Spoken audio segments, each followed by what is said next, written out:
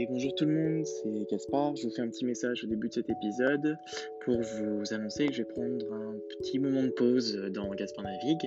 Donc je vais pouvoir revenir un petit peu plus tard, quand j'aurai plus de temps, que j'aurai terminé les examens, etc. Parce que c'est un petit peu la folie dernièrement. En tout cas, vous me connaissez, je privilégie toujours la qualité plus que la quantité.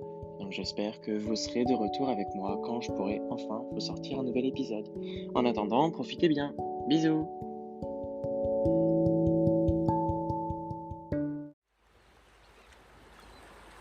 Vous écoutez Gaspard Navigue.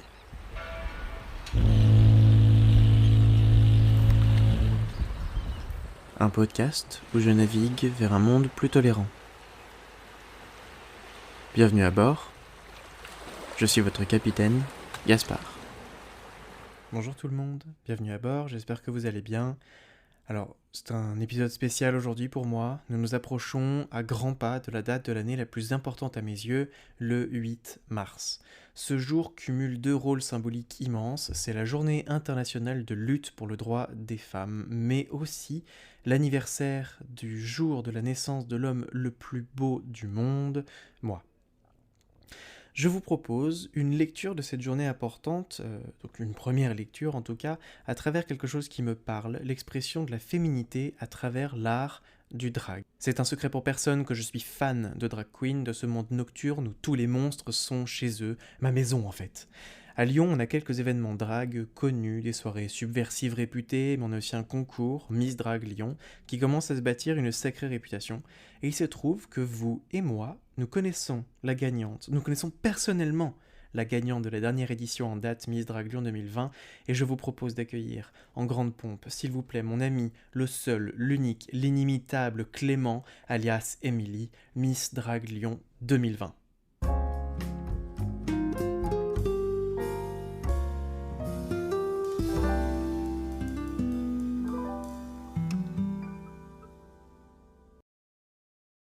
Bonjour tout le monde, je suis avec Clément, que vous pouvez aussi connaître sous le nom de Emily. Coucou, Hello, tu vas bien? ça va et toi? Ça va, ça va. On est en train de péter les câbles, on enregistre. Là, le deuxième confinement n'est pas encore totalement terminé au moment où on enregistre ce podcast Exactement. et on sent qu'il est temps que ça se termine. Oui, Euh, oui, oui. alors aujourd'hui, je t'ai invité à venir à parler dans le podcast parce que tu as gagné quelque chose. Quelque chose d'un tout petit minimum, un tout petit peu prestigieux quand même, parce que c'est un tout petit peu la classe. Tu es Miss Drag Lyon 2020. C'est bien ça? Exact, exact. C'est la classe. Et vas-y, Merci. explique-nous un peu qu'est-ce que c'est la compétition Miss Drag Lyon 2020. Enfin, Miss Drag Lyon. Alors, Miss Drag Lyon, c'est un concours de drague à Lyon, organisé par plusieurs associations et principalement par Body Design Lyon, et qui ont décidé en fait de monter en 2019 le premier concours drague à Lyon. Donc il y a eu la première édition à peu près à la même période, là c'était le 19 septembre, et de mémoire, celle de 2019, je crois que c'était peut-être fin août. Il Mhm. faisait une chaleur, mais c'était lunaire. Et la première édition était au centre LGBT, donc un petit Hmm. espace. Et ils ont Oui. été complètement victimes de leur succès, c'est-à-dire que c'était blindé comme pas deux. Et du coup, ils se sont dit, bah allez, pour 2020, on remet le truc. Donc ils ont lancé le projet pendant le premier confinement. Et puis voilà, grâce à la levée du premier confinement et avant le deuxième, ils ont pu organiser cette deuxième édition. Trop bien. Et il y avait combien de queens? On était 10 participantes en tout. Et non, vous aviez Euh, été sélectionné avant ou? ouais, bah non, sélectionné non, c'était vraiment une inscription qu'il fallait un dossier d'inscription à remplir. Donc on avait la date butoir, je veux pas te dire de bêtises, mais je crois que c'était juin ou juillet, quelque chose comme ça. Ok. Et les organisateurs voulaient à peu près bloquer à 13-14 participantes. Et finalement, donc, ils sont montés à 14, ils ont bloqué, et puis après, voilà, à cause de la situation et puis de tout ce que ça a impliqué, il y a eu quelques désistements. Donc au final, le soir même, on était 10. Ça va, attends, 10, Oui, oui, 10 oui. drag queens dans un seul endroit, c'est déjà pas mal, hein? Ah, mais c'était un boxon sans nom. Ouais, ouais, non, c'était Vas-y, intense. raconte-moi. Alors, il y avait qui un peu comme Queen qui t'a marqué? No shade pour celle que tu diras pas. Oh la vache. Ah bah, celles qui m'ont marqué, bah, déjà, la chance que j'ai eue, c'est d'arriver très en avance parce que comme j'étais mort de trouille, je me suis dit, plus j'y serais tôt, plus je pourrais prendre mes marques. Mhm. Et je me suis retrouvé avec Lilith, qui est sur Instagram. Il faudrait que Ouh, je te redonne son nom. oui, je crois. Euh, Je l'avais vue. Elle était cool. ouais, J'ai vu carrément. un ou deux trucs sur son Insta. Elle avait l'air vachement cool. Ouais. Donc Lilith qui était top. Et du coup, j'ai partagé ma loge avec elle. Donc c'était extrêmement sympa. On a pu papoter un petit peu tous les deux. J'ai découvert sur le tas que parmi les participantes, nous aurions Patricia Chaudepisse. Donc là, je me suis dit, ok, Clément, t'es dans la merde, mon gars. Ouais, c'est pas une dynastie lyonnaise, elle? Elle a pas une mère un peu connue?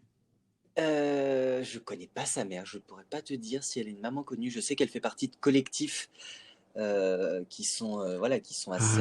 Oui, c'est pour ça. Ok, putain.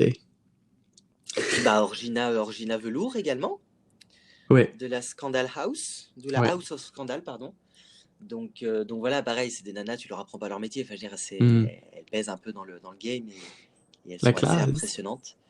Donc du coup, ça fait très très peur. Et puis en même temps, j'étais très très content très content et en même temps hyper flatté de me dire Ouais. que j'évoluais sur la même scène que par exemple Patricia Chaude-Pisse que j'avais déjà vu à une soirée qui voilà dont la performance m'avait enfin m'avait vraiment sifflé Mhm. et du coup il y avait une partie de mort de trouille de me dire mon Dieu enfin de me dire mon Dieu il va falloir que je sois à la hauteur en fait quelque part. Et puis en même temps quelque chose d'assez validant de me dire ben quelque part c'est on partage la même scène en fait.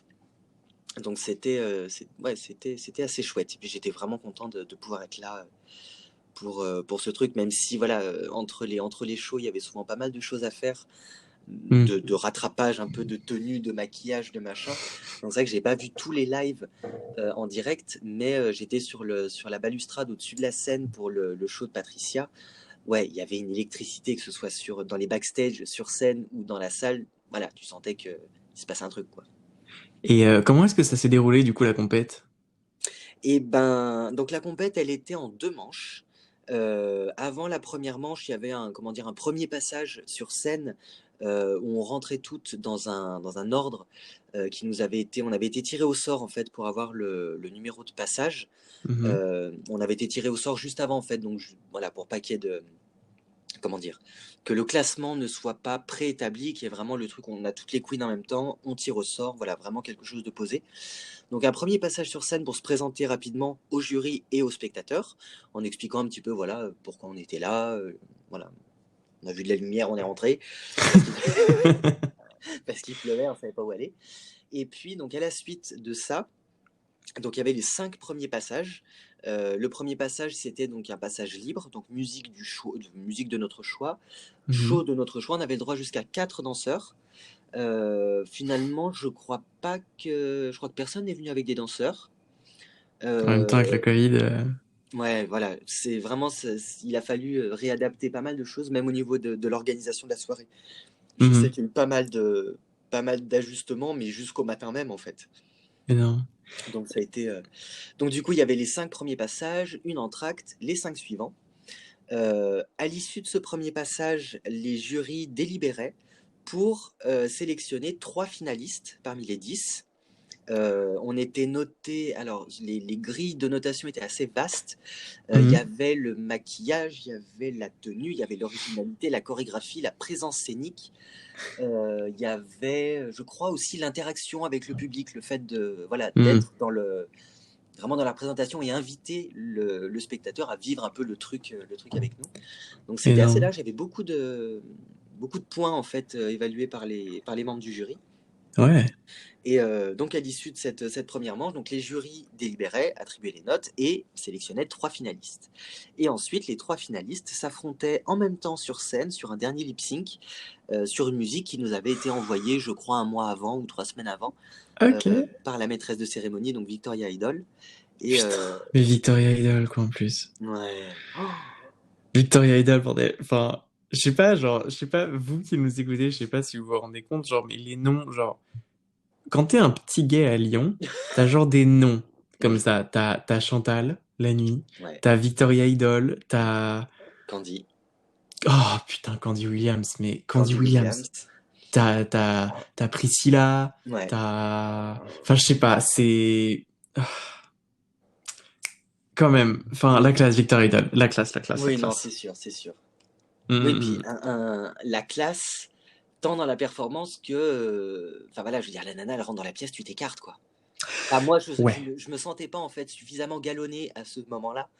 Tu vois, voilà, tu te pousses. Mais franchement, Hmm. après, la bienveillance, c'est vraiment quelque chose que j'ai trouvé extraordinaire. C'est vrai que Ah du coup, en mais... fait, les participantes sont arrivées au compte-gouttes.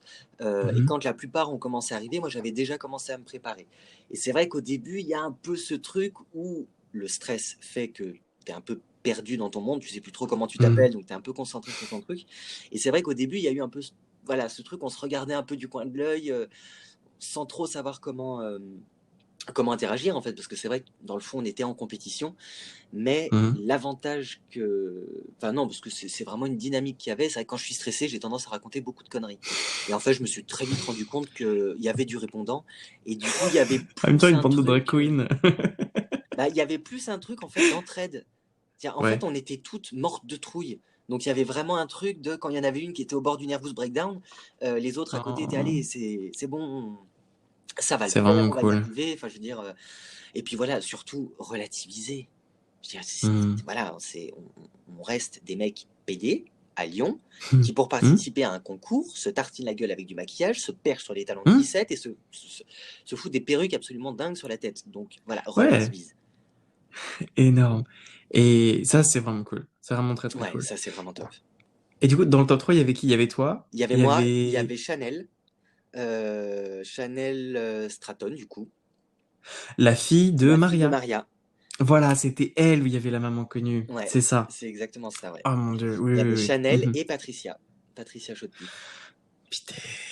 Ouais, donc il y avait quand même un peu du level, Ah, il y quoi. avait, Et ouais, ouais, ouais, ouais, non, il y avait du level, et puis, ouais, non, c'était impressionnant. Et puis, encore une fois, le fait d'avoir été un peu électron libre, dans le sens où je ouais. suis pas arrivé avec une maison, je représentais pas un collectif ou une famille. Mhm. Il y avait ce truc un peu déconcertant par moment de se sentir un petit peu Mhm. seul, mais d'un autre côté, euh, j'en ai pas souffert dans le sens où on était pas mal aussi dans ce cas-là, et il n'y avait pas du tout ce truc de clan en fait. Ah, C'était ok, une cool. armée de poules écervelées qui couraient dans tous les sens en essayant de pas se casser la gueule. Enfin, on était vraiment tous un peu au même pied d'égalité. Donc là-dessus, c'était vraiment cool. Et puis Patricia, ouais, face à Patricia sur scène, voilà, elle a un bagage que moi que je n'ai pas d'ailleurs, parce que j'ai beaucoup moins Hmm. d'expérience en termes de vraiment de performance et de représentation. Donc ouais, c'est voilà, step your pussy up quoi. En gros, s'il y J'adore. a un moment dans ta vie où il faut que tu donnes tout, c'est maintenant, chérie. Et vous aviez toutes globalement le même âge? Alors ça, je n'en ai aucune idée. À peu près, oui. Ouais, ouais, Ouais, à peu près. à peu près. Et donc, du coup, le lip sync final se Ouais, passe, tu gagnes, ouais. parce que tu le méritais très clairement. Merci. Est-ce que t'as une idée, toi, de ce que c'est la chose qui t'a fait gagner par rapport aux autres?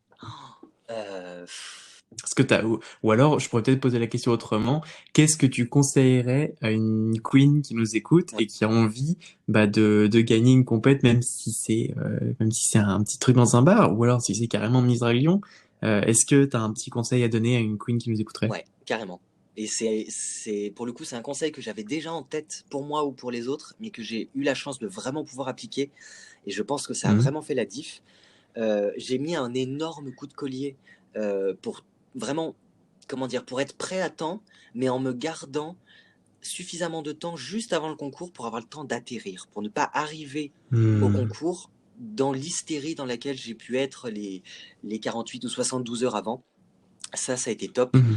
Et j'avais suffisamment bien préparé mon truc. Quand je dis préparé, j'avais fait des listes pour absolument tout. C'était terrible, hein, Mais le fait d'avoir mâché le travail, mine de rien, j'ai toujours eu, enfin pour les deux principaux passages, 1 minute, 30 secondes, 40 secondes avant de monter sur scène, juste pour fermer les yeux, respirer à fond et me Hmm. répéter.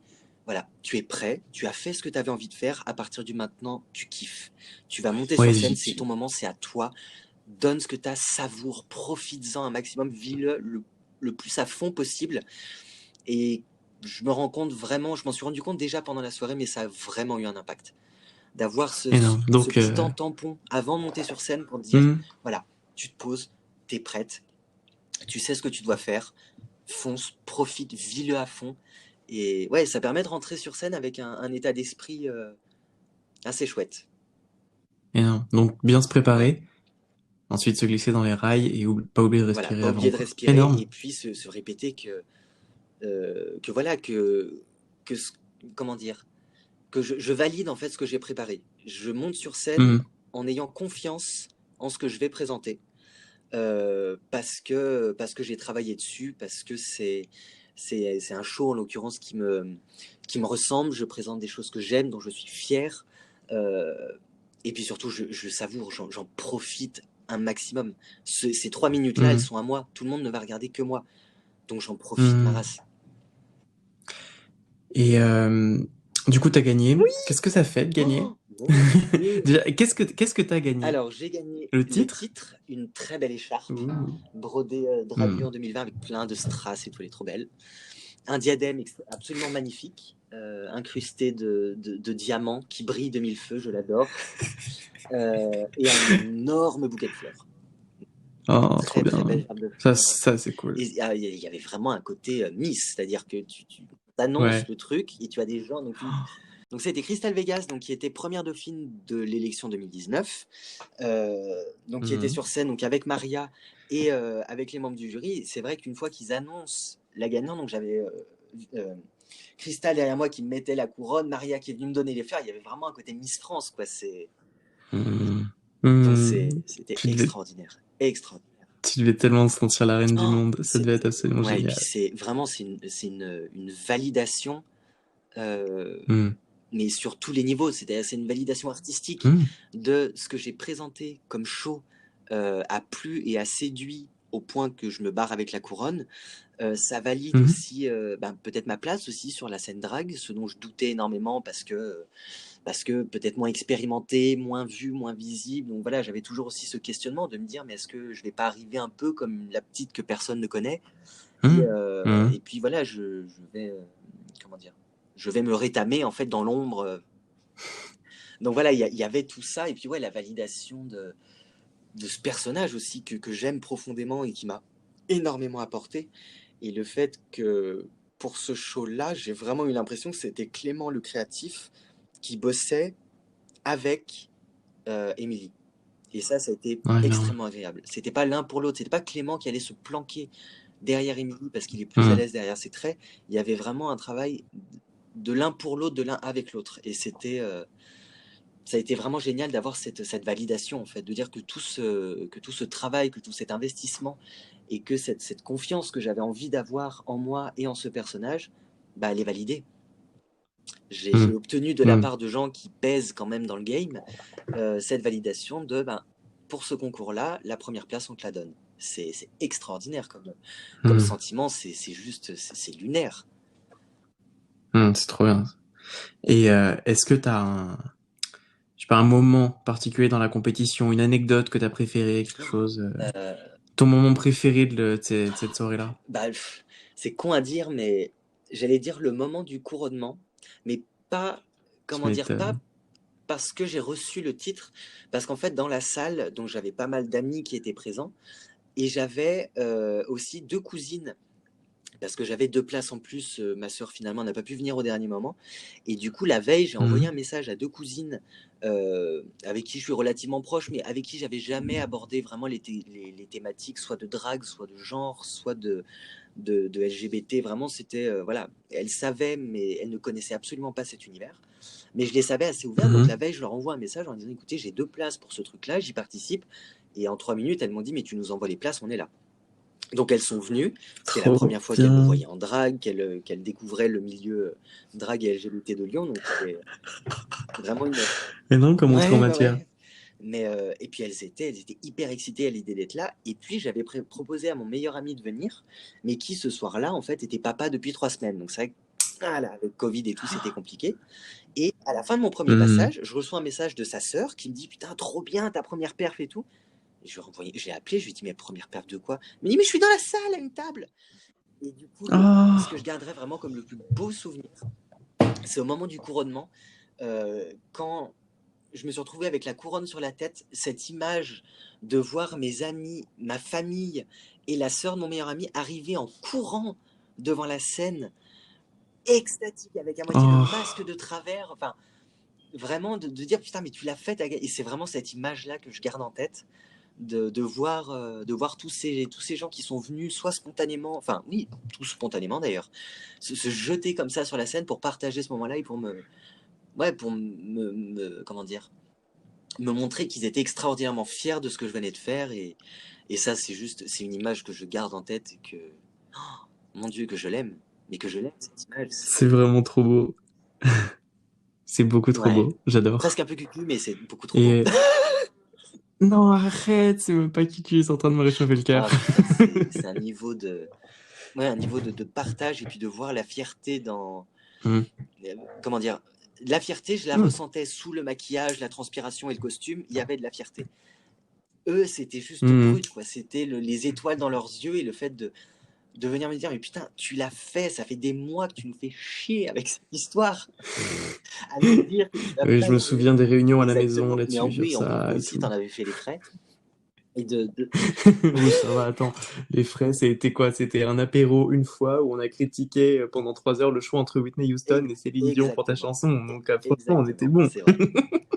Mais ouais. Et qu'est-ce que c'est la prochaine étape Et pour ben, la Émilie? prochaine étape pour Émilie va reposer principalement sur la réouverture des lieux de réunion. Il y avait possibilité avec un ami qui travaille à la loge d'organiser Oh. des choses là-bas.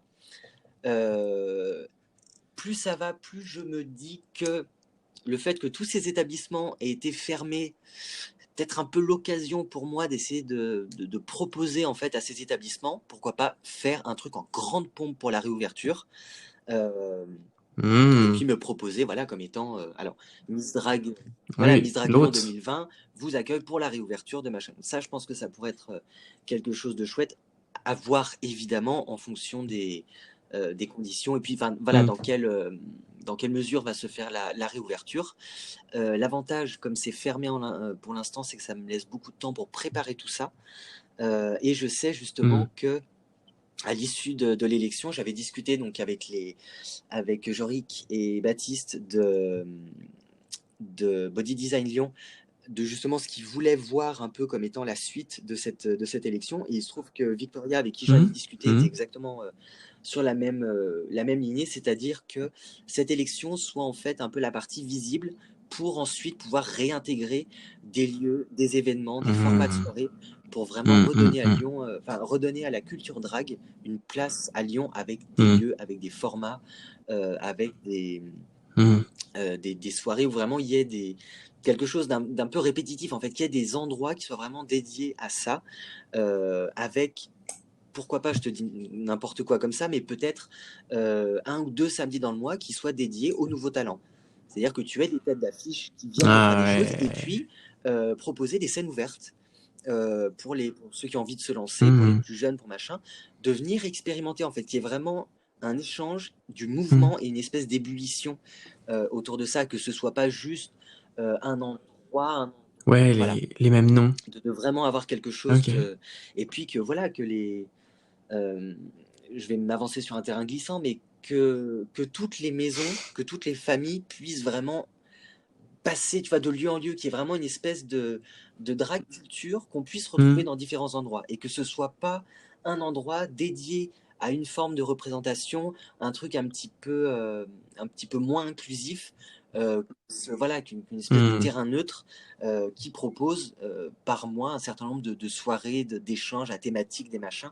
Et ça, je pense que ça pourrait être vraiment chouette. Et je pense que mine de rien, Lyon a très largement la ressource pour Hmm. ça. Que ce soit en termes de Ah mais à public. fond, Ouais, Lyon, il y a un truc avec la scène drag qui est quand même oui, vachement un peu rock'n'roll, un peu subversive, un peu... Et il y Bien a un sûr, ouais. truc à Lyon. Enfin, Ouais. c'est jouissif, quoi. Je sais pas vraiment comment ça fonctionne à Paris ou Marseille ou quoi, ou ailleurs, pour la culture drague ailleurs, mais il y a un truc à Lyon. Ouais. Il y a une étincelle. Donc, En tout cas, merci beaucoup d'être une de ces merci. étincelles qui va, on espère, rallumer le feu J'espère, j'espère. des clubs et des boîtes gays quand on pourra enfin réouvrir. Si ça se trouve, vu que cet épisode va être publié dans le Oh, futur, si ça se t'imagines? trouve, en fait, là, au moment où on vous parle, t'imagines, genre, là, on se parle, mais en fait, ça se trouve, genre, quand on On va sera publier cet ivre-mort dans les épisode, et rues de ben, genre, on Lyon à sera en train 3 heures de du matin en planifier. rentrant de boîte, t'imagines? Tu sais que même Ce ça serait me le manque. rêve. Mais alors, je bois Ah oui. plus particulièrement, mais juste l'idée de pouvoir sortir et Oh, mais danser, ça me tellement, manque, ça tellement, me tellement. manque. Bon, Bah, en je tout t'en cas, prie, merci merci à toi. beaucoup, Émilie.